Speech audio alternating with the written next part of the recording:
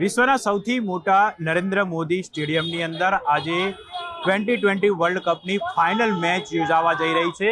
ત્યારે આપ જોઈ શકો છો સ્ટેડિયમની બહારનો જે માહોલ છે તે સ્પષ્ટપણે જોઈ શકાય છે। બપોરના 12 વાગ્યાનો સમય થયો છે।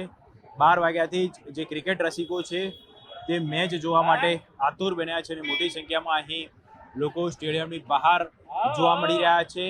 ન માત્ર ગુજરાત પરંતુ દેશભરમાંથી અનેક લોકો આ મેચ જોવા માટે આવ્યા છે। તો હાલ જે સ્ટેડિયમ છે સ્ટેડિયમની બહારનો હું આપને માહોલ બતાવવા માંગીશ કે અહીં અત્યારથી જ જે ચાહકો છે તે ધીમે ધીમે આવી રહ્યા છે અને જોઈ શકો છો આપ તમામ લોકો છે તે ભારતીય ક્રિકેટ ટીમને સમર્થન આપવા માટે પ્રોત્સાહન પૂરું પાડવા માટે અહીં આવી પહોંચ્યા છે અને મોટી સંખ્યામાં ધીમે ધીમે હવે થોડી વારમાં જ અહીં જે ક્રિકેટ રસિકો છે તે ઉમટી પડશે।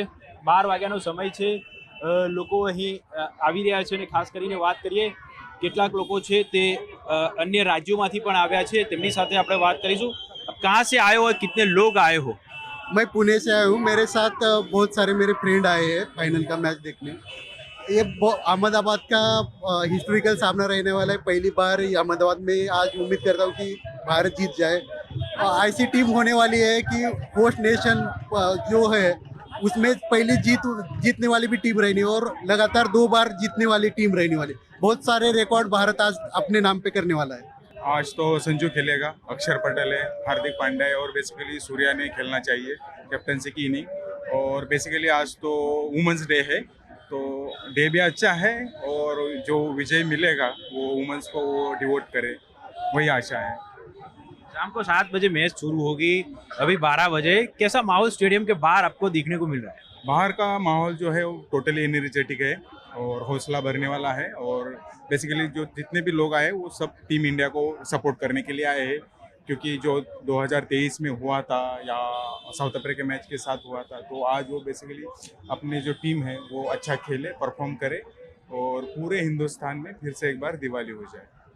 તો ખાસ કરીને આપ જોઈ શકો છો હાલ દ્રશ્યની અંદર અલગ અલગ લોકો છે તે અહીં આવી પહોંચ્યા છે ફ્લેગ સાથે, પોતાના ચહેરા ઉપર ફ્લેગ દોરાવી રહ્યા છે।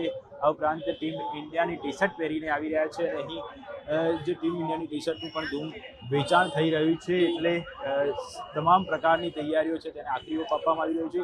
બીજી તરફ હું આપને દ્રશ્યમાં બતાવવા માંગીશ કે આ જે સ્ટેડિયમમાં પ્રવેશ માટેનો ગેટ નંબર 1 છે, ગેટ નંબર 1ની બિલકુલ બહાર કયા પ્રકારની સિક્યુરિટી વ્યવસ્થા પણ ગોઠવવામાં આવી છે।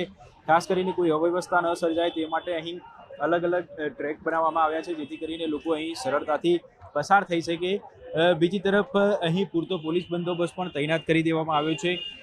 લગભગ 4,000 જેટલા પોલીસ જવાનો અધિકારીઓ સતત અહીં બંદોબસ્તમાં તૈનાત રહેશે અને તમામ પ્રકારની સુરક્ષા વ્યવસ્થા લોખંડી ગોઠવવામાં આવી છે, કારણ કે 1 લાખથી વધારે ક્રિકેટ રસિકો અહીં મેચ જોવા માટે આવે, અનેક સેલિબ્રિટીઝ આવશે, વીવીઆઈપી લોકો પણ આવશે, એટલે તમામ લોકોની સુરક્ષા વ્યવસ્થાને ધ્યાનમાં રાખીને પૂરતો પોલીસ બંદોબસ્ત છે તે અહીં તૈનાત કરી દેવામાં આવ્યો છે। તમામ લોકોનું ચેકિંગ કર્યા બાદ જ આ સ્ટેડિયમની અંદર પ્રવેશ આપવામાં આવશે। એટલે હાલ અહીં તમામ પ્રકારની તૈયારીઓ છે તેને આખરી ઓપ આપી દેવામાં આવ્યો છે। સાથે સાથે ક્રિકેટ રસિકો છે તેઓમાં પણ ભારે उत्साह જોવા મળી રહ્યો છે અને તેઓ પણ મેચ જોવા માટે આતુર બન્યા છે।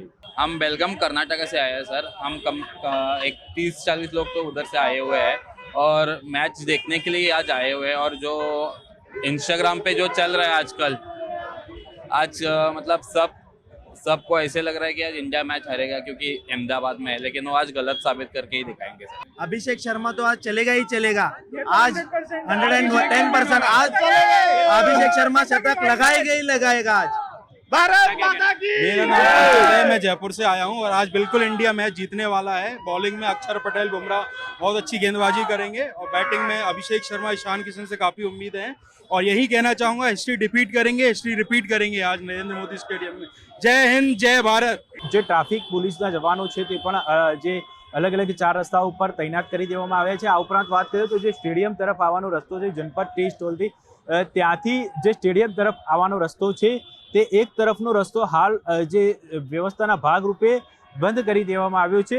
બીજી તરફનો જે રસ્તો છે ત્યાંથી સામાન્ય વાહન વ્યવહારોની અવરજવર હાલ પૂરતી રાખવામાં આવી છે। જોકે થોડી વાર બાદ એટલે કે બપોરે 2 વાગ્યા બાદ આ રસ્તો છે તે પણ બંધ કરી દેવામાં આવશે, જેથી કરીને જે ક્રિકેટ રસિકો આવી રહ્યા છે તે સરળતાથી અહીં પહોંચી શકે. આ ઉપરાંત જે વ્યક્તિઓ પોતાની 4 વ્હીલર છે અથવા તો 2 વ્હીલર લઈને આવી રહ્યા છે તેઓને પાર્કિંગને લઈને કોઈ પણ પ્રકારની અગવડતા ન પડે તે માટે સ્ટેડિયમની આસપાસના જે પણ પ્લોટો છે તે તમામ પ્લોટો ઉપર પાર્કિંગની વ્યવસ્થા કરવામાં આવી છે, જેથી કરીને સરળતાથી અને ખૂબ જ ટૂંક સમયની અંદર જે તે વ્યક્તિ છે તે સ્ટેડિયમ સુધી પહોંચી શકે. મેચ પૂર્ણ થયા બાદ પણ ટ્રાફિકને લઈને કોઈ અગવડતા ન પડે તેની તકેદારી રાખવામાં આવશે અને ટ્રાફિક વ્યવસ્થા જે વ્યવસ્થિત રીતે ટ્રાફિક નિયમન થાય તે માટે પણ ઉચ્ચ પોલીસ અધિકારીઓ દ્વારા સતત સુપरविजन કરવામાં આવી રહ્યું છે. देखिए, अपेक्षा हमारी यही है कि भारत सबसे पहले मुकाबला जीत जाए एंड अपेक्षा के मामले में मैं 2 प्लेयर्स से चाहता हूं कि आज अपना बेस्ट दें, जो कि हैं वरुण चक्रवर्ती एंड अभिषेक शर्मा.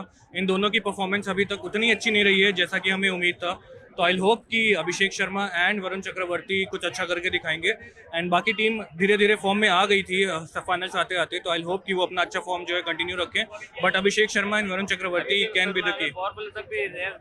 क्या कहने हैं आप? मेरा कहने का मतलब है कि ये मैच इंडिया जीत जाएगा, जहाँ तक लगती उम्मीदें है पूरे देश की साथ में. और अभिषेक शर्मा अगर 6 ओवर तक रुक गया तो ये मैच एक तरफा कर देंगे.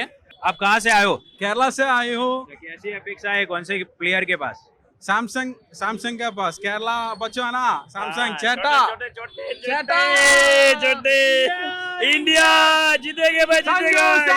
જોઈ શકો છો આપ દ્રશ્યની અંદર તમામ જગ્યાએથી એટલે દેશભરમાંથી લોકો આ મેચ જોવા માટે આવ્યા છે. તમામ લોકો આતુર છે અને તમામ લોકોને એક જ અપેક્ષા છે કે ફરી એક વખત ભારતીય ક્રિકેટ ટીમ છે તે T20 વર્લ્ડ કપ વિજય થાય.